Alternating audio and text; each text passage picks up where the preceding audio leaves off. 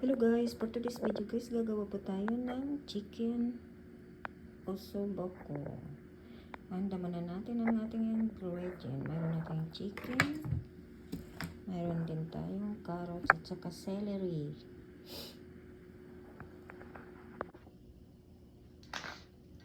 Ngayon guys, hihiwain lang natin na maliliit ang carrots.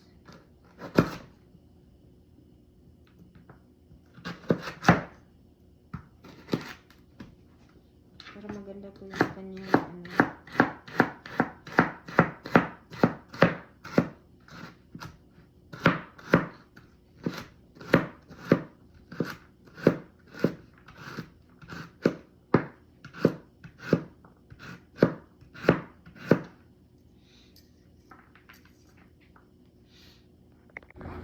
Okay guys, na-slice ko ng aking carrots at saka celery at saka nag-add na rin ako ng aking garlic na kaunti. So guys, i-prito lang natin ng kaunti.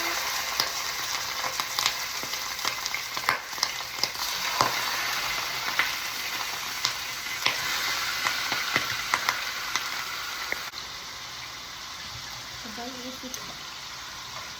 isip-time na natin ang ating chicken.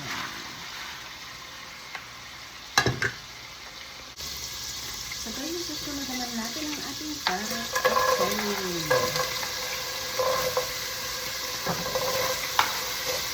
So isip-try lang po natin ang kaunti hanggang po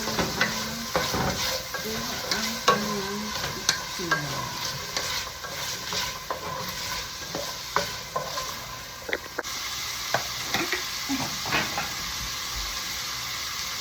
Mag-ano na tayo ng tomato.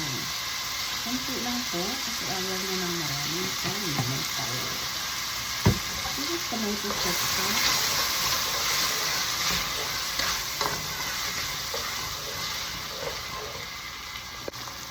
So guys, mag-aasa rin tayo ng belet.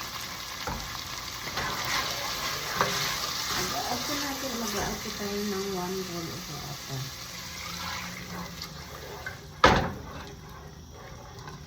Pakukuluan lang po natin muna sa ng sandali. So guys, kumulo na. I-add lang po natin ang ating chicken na kaninang pinarito. Add po natin siya.